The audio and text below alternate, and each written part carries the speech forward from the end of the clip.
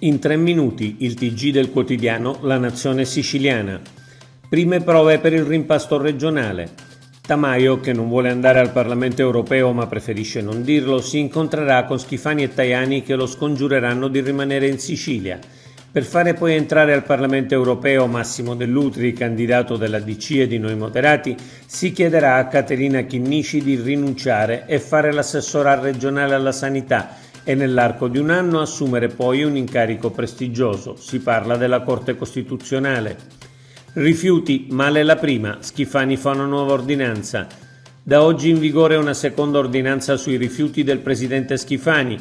Ieri infatti la discarica di Lentini non aveva aperto le porte, ritenendo ineseguibile la prima ordinanza, non avendo aree di stoccaggio autorizzate. Dopo un sopralluogo dell'ARPA e un incontro alla prefettura di Catania sembra che il problema sia stato in parte risolto e oggi la discarica dovrebbe aprire le porte consentendo di scaricare i rifiuti di circa 200 comuni.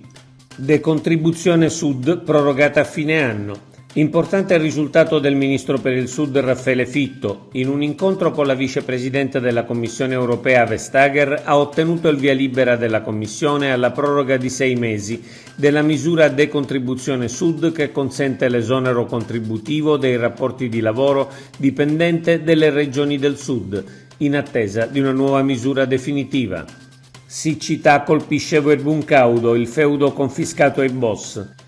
Quest'anno le mieti trebbiatrici non compariranno a Verbuncaudo, Polizzi Generosa, il famoso feudo confiscato ai boss, coltivato da anni da una cooperativa di giovani. La siccità ha infatti compromesso del tutto l'attività cerealicola nell'ex feudo, come in quasi tutte le zone interne dell'isola. Alla maturità in Sicilia più 100 che 60. Guardando ai dati dell'anno passato, in Sicilia gli studenti che affrontano la maturità e prendono il massimo dei voti, ossia 100, sono molto più numerosi di quelli che prendono il minimo, ossia 60. Nella maturità dell'anno 2022-2023 hanno conseguito nell'isola il voto 100 il 14% dei maturandi, mentre hanno preso 60 appena il 4%. Biglietto unico per 3 parchi e un museo. Un biglietto unico cumulativo per visitare la Valle dei Templi, i parchi archeologici di Segesta e Selinunte e il Museo Salinas di Palermo, grazie ad un accordo raggiunto dal Dipartimento dei Beni Culturali. Un'occasione per risparmiare, scoprire e mettere a confronto 4 tra i più bei siti siciliani. Vito Riggio si dimette da AD dell'aeroporto di Palermo. Ho detto che l'avrei fatto non appena i lavori sarebbero stati terminati e così è stato.